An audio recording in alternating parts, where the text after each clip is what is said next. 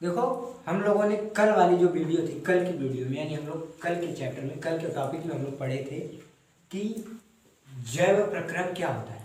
जैव प्रक्रम क्या होता है, यानी कि जैव प्रक्रम क्या होता है, तो हम बताए थे कल कि जीवों के अंदर की वे सभी प्रक्रियाएं जो मौलिक रूप से, जीवों के अंदर की वे सभी प्रक्रियाएं जो मौलिक रूप से जीव के जैव का कार्य करती हैं, वो क्या कहलाती हैं? जैव प्रक्रम कहलाती हैं। जैव प्रक्रम कहलाती हैं। फिर उसके बाद हम बताए थे कि ऐसे 10 तंत्र होते हैं जो हमारे शरीर के अंदर किसका काम करते हैं? जैव प्रक्रम का कार्य करते हैं। ऐसे कितने तंत्र? 10 तंत्र काम करते हैं हमारे शरीर के अंदर, जीवों के अंदर। ठीक, कौन कौन से तंत्र होते हैं?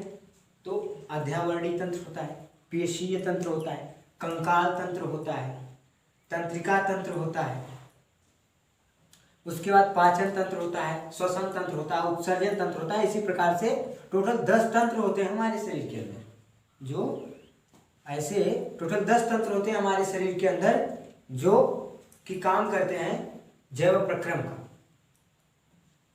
तो अब हम लोग सीधा सीधा आते हैं अपने टॉपिक पे। आज जो हम लोगों को पढ़ना है, तो हम लोगों को आज के टॉपिक में पढ़ना है अपने सिलेबस के हिसाब से स्वपोषी जीव और विषमपोषी जीवों में अंतर। क्या पढ़ना है? स्वपोषी जीव और विषमपोषी जीवों में अंतर पढ़ना है। स्वपोषी जीव और विषमपोषी जीव, ठीक, क्या पढ़ना है? दोनों में हमें अंतर पढ़ना है आज के टॉपिक पे, दोनों में अंतर पढ़ना है। तो हम लोग पहली हेडिंग क्या करते हैं? स्वपोषी जीव। कौन से जीव? स्वपोषी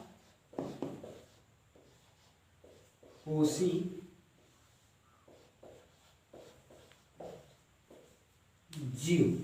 कौन से जीव? तो स्वपोषी जीव हमारा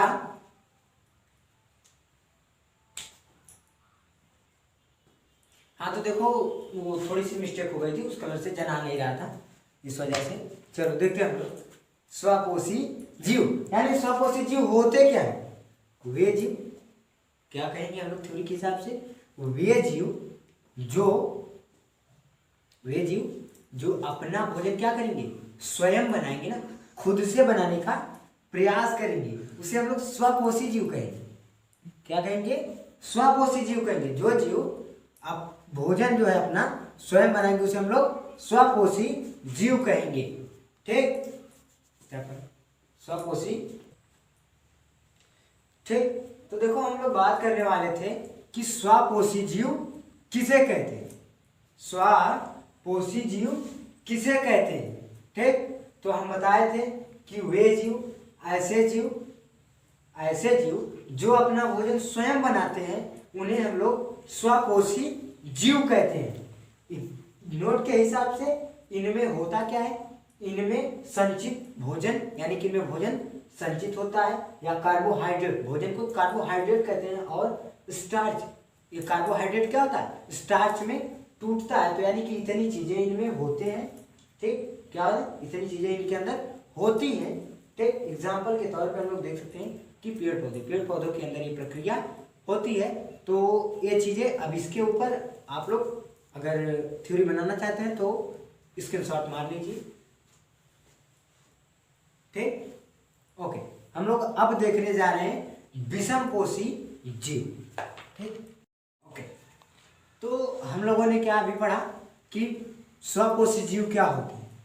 स्वपोषी जीव क्या होते हैं? हम लोगों ने पढ़ा कि ऐसे जीव जो अपना भोजन स्वयं बनाते हैं, ऐसे जीव जो अपना भोजन स्वयं बनाते हैं, उसे हम लोग क्या कहते हैं? स्वपोषी जीव कहते हैं। जैसे कि पेड़ पौधा है, ये सूर्य के प्रकाश का किरण पाएगा और उसको अपने, उसके अंदर जो पत्तियों में उपस्थित होता है, ठीक, हरित लवण, इसकी वजह से वो क्या है? क्लोरोफिल में बदल करके अपना भोजन उत्पन्न कर लेता है। उसके बाद आया विषमपोषी जीव। उसके बाद आया क्या? विषमपोषी जीव। तो हम लोग क्या पढ़े? ऐसे जीव, क्या होता है इसमें? कहेंगे थ्योरी के हिसाब से इस प्रकार के जीव, ऐसे जीव जो अपना भोजन खुद का भोजन बनाने के लिए ना किसी दूसरे जीव के ऊपर निर्भर रहेंगे, अपने नहीं बनाएंगे। यानी कि अपना भोजन प्राप्त करने के लिए किसी अन्य जीव के ऊपर निर्भर रहेंगे, उसे ही हम लोग क्या कहेंगे? विषम पोषी जीव यानी कैसे जीव जो अपना भोजन स्वयं नहीं बनाते हैं, अपने भोजन के लिए किसी अन्य जीव के ऊपर निर्भर रहते हैं, उसे हम लोग क्या कहेंगे? विषम पोषी जीव कहेंगे। विषम पोषी जीव, अब जैसे कि मान लो मनुष्य है, एग्जाम्पल के तौर पे कि जैसे मनुष्य है, और मनुष्य क्या करता है? अपना भोजन कभी स्वयं प्राप्त कर लेता क्या? पौधे जैसा बना लोगे क्या अपना भोजन? बना पाओगे? नहीं बना पाओगे। मतलब कि अपने भोजन के लिए क्या करते हो? कोई मान लो गेहूं उगाते हो, कई प्रकार की फसलें उगाते हो, सब्जियां बोते हो, कई तरीके की सब्जियां हैं कि नहीं, जिनको आप बोते हो अपने खेतों में। उसके बाद उनकी अनेक प्रकार की क्या करते हो? दुर्दशा करते हो, मान लो कटाई करते हो, मड़ाई करते हो, उसके बाद उन्हें अपने घर लाते हो, उसके बाद उसको गेहूं है तो उसकी चक्की में उसको डाल करके क्या करते हो? उसको पिसवाते हो, पिसवा करके तब उसको गूंथते हो, आटे को गूंथ करके तब ना रोटी बना के खाते हो। मतलब कि क्या हुए? तुम किसी स्वपोषी जीव पे ही निर्भर हो ना। गेहूं स्वपोषी है ना, कि किसी जानवर को मार के खाता है वो तो क्या करता है कि सूर्य की प्रकाश की जो किरणें हैं जब उसकी पत्तियों पे पड़ती हैं तो उसके बाद वो क्लोरोफिल की वजह से अपना भोजन बनाता है। यानी कि वह क्या, किसी अन्य जीव के ऊपर तो निर्भर नहीं है। वो अपना भोजन कैसे उत्पन्न करता है? स्वयं प्राप्त करने का प्रयास करता है और स्वयं प्राप्त भी करता है। तो इस प्रकार के जीवों को हम लोग क्या कहते हैं? स्वपोषी जीव। लेकिन अब मनुष्य है, मनुष्य अपने भोजन के लिए किसी अन्य जीव के ऊपर निर्भर है। जैसे मान लो कोई जानवर ही ले लो, जैसे कि गाय भैंस ले लो। अब ये क्या करते हैं? जब चरने के लिए छोड़ते हो तो ये चरने के लिए आती है कि नहीं? खेत में जाती है चरने के लिए। और जब खेत मान लो जाती है चरने के लिए, अब घास को चरते चरते किसी के खेत में घुस गए, उसके बाद क्या पता ले के लाठी दौड़ा लिए, तो क्या हुआ? वो चरने के लिए गई थी, यानी कि वो अपना भोजन क्या थी? प्राप्त करने के लिए ही गई थी ना। यानी कि किसी वो भी कोई दूसरे जीव के ऊपर निर्भर है, यानी कि ऐसे जीव जो अपने भोजन के लिए किसी अन्य जीव के ऊपर निर्भर होते हैं, हम लोग उसे क्या कहते हैं? विषम पोषी जीव कहते हैं। ठीक। अब थ्योरी के हिसाब से हम लोग देख लेते हैं। तो थ्योरी में लिखा है कि ऐसे जीव जो अपना भोजन स्वयं नहीं बनाते हैं और अपने भोजन के लिए परोक्ष या अपरोक्ष रूप से, ठीक, तो इसमें परोक्ष और अपरोक्ष का कोई मतलब नहीं है, ठीक, बस केवल मतलब इतने से है कि ऐसे जीव जो अपना भोजन स्वयं नहीं बनाते हैं और अपने भोजन के लिए स्वपोषी जीवों पर निर्भर रहते हैं, उन्हें विषम पोषी जीव कहते हैं। बस इसमें इंपॉर्टेंट इतनी बात है, परोक्ष रूप से और अपरोक्ष रूप से उसमें डाल दिया गया, मतलब समझने के लिए कि समझो, समन्वय के हिसाब से। ठीक। उसके बाद नोट के हिसाब से देख लो कि नोट के इनमें संचित भोजन कार्बोहाइड्रेट या क्या होता है? ग्लूकोज होता है। और स्वपोषी जीवों में क्या होता है? संचित भोजन तो होता है, कार्बोहाइड्रेट भी होता है, लेकिन इसमें जैसे ग्लूकोज आ गया, उसमें क्या आता है? स्टार्च आता है, उसमें स्टार्च आ जाते हैं। ठीक। तो स्टार्च होते हैं। एग्जाम्पल के तौर पे हम लोग दे सकते हैं, मानो जू, अमर, बेल। अब कहोगे कि अमर बेल क्या है? मान लो जू को तो जानते हो ना, जू मतलब ढील होता है, जो कपड़ा पड़ जाता है तो खजुआते हो सब लोग ना, खजुआते हो कि नहीं? जू का मतलब वही होता है, ढील होता है। ये मनैया का खून पीता है। सोचो, मनई कितना बड़ा चालाक है कि दुनिया में कोई ऐसा जीव नहीं होगा जिसका खून नहीं पीता हो, सबका खून पी जाता है। ठीक, पीता है नहीं? ये मनई का भी खून पी जाता है। और अमरबेल जो होती है, जैसे कि गुरुची देखते हो ना, गुरुची जैसे कि बहुत लोग होते हैं जब नहर वहार में नहाने के लिए जाते हैं नदी उदी में, तो गुरुची जो पेड़ों के ऊपर लगी रहती है ना, उसको हम लोग क्या कहते हैं? अमरबेल कहते हैं। ठीक।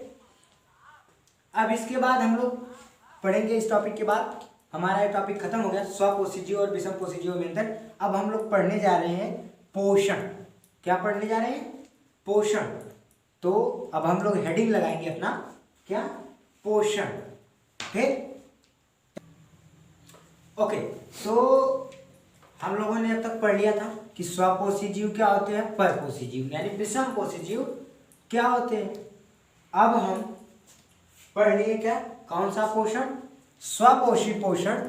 और क्या हम लोग पढ़ेंगे पोषण के हम लोगों ने क्या पढ़ा? पोषण। पोषण क्या होता है? ठीक, ये क्या हमारे टॉपिक का नाम है, पोषण। ठीक, हमारे टॉपिक का नाम है पोषण।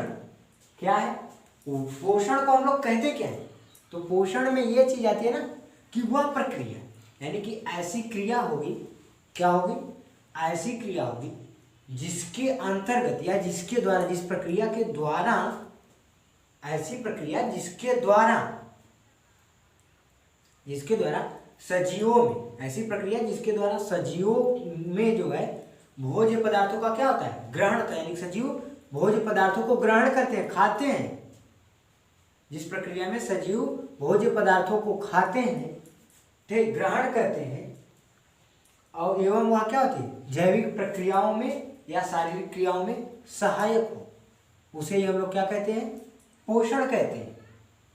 ठीक, उसके बाद आता है पोषण के प्रकार। उसके बाद आता है हमारा पोषण के प्रकार। तो पोषण मुख्यतः दो प्रकार के होते हैं। कौन कौन से? स्वपोषी पोषण, विषम पोषी पोषण। ठीक, अब हम लोग पहले देख लेते हैं इसकी थ्योरी, पोषण की थ्योरी। तो पोषण की थ्योरी के अंतर्गत वह प्रक्रिया, पोषण की थ्योरी के अंतर्गत बोला क्या? वह प्रक्रिया जिसके अंतर्गत पादपों के द्वारा बनाए गए भोज्य पदार्थ या जंतुओं द्वारा प्रत्यक्ष या अप्रत्यक्ष रूप से ग्रहण किए गए भोज्य पदार्थ जो सजीवों की विभिन्न जैविक या शारीरिक क्रियाओं में क्या होते हैं? सहायक होते हैं, पोषण कहलाते हैं। क्या कहलाते हैं? पोषण कहलाते हैं। क्या रहा है कि वह प्रक्रिया जिसके अंतर्गत कोई भी क्रिया होगी जिसके द्वारा या जिसके अंतर्गत पादप यानी पौधे हैं या क्या है? जंतु है, यानी जीव, मानव हुआ एक तरीके से जंतु ही है। ठीक, तो इनके द्वारा क्या होगा? प्रत्यक्ष या अप्रत्यक्ष रूप से किसी भी प्रकार से जब भोज्य पदार्थों को ये क्या करेगा? ग्रहण करेगा। जब ये भोज्य पदार्थों को ग्रहण करेगा तो ये उसकी विभिन्न यानी शरीर की जितनी भी जैविक क्रियाएं होंगी, जैसे कि हाथ को हिलाना, दौड़ना, टहलना, बोलना, उठना, बैठना, जितनी भी क्रियाएं हैं, इन सभी क्रियाओं को वो क्या करेगा? क्रियाओं को करने में वो सहायक होगा। वही क्या कहलाएगा? पोषण कहलाएगा। जैसे कभी गाड़ी चलाते हो तो गाड़ी में अगर तेल नहीं तो क्या गाड़ी स्टार्ट होती है? नहीं होती है ना। उसी प्रकार से जब तक खनवा नहीं खाओगे, यानी कि जब खनवा खाओगे तभी तो तुम्हारे शरीर के अंदर पोषण होगा। पोषण होगा तभी तो हाथ हिला रहे हो, नहीं तो क्या पता कि 2-3 दिन भोजन नहीं खाए, क्या पता बीमार पड़ गए। डॉक्टर बोलेगा कि बीमार पड़ गया भोजन ना खाने की वजह से, है कि नहीं? तो वही बात है कि पोषण इसको कहते हैं। अब आता है बात क्या? पोषण के प्रकार हम लोग पढ़ लें। तो पोषण दो प्रकार के होते हैं मुख्य रूप से। कौन कौन से होते हैं? तो स्वपोषी पोषण होता है, विषम पोषी पोषण होता है। ठीक, अब इसके बारे में हम लोगों को पढ़ने के लिए स्वपोषी पोषण क्या होता है, विषम पोषी पोषण क्या होता है, ये सारी चीजें हम लोग अब कल की क्लास में देखेंगे। ओके, तो आज के लिए बस इतना ही। Bye bye, see you, tata, बनी रहिए। नेक्स्ट।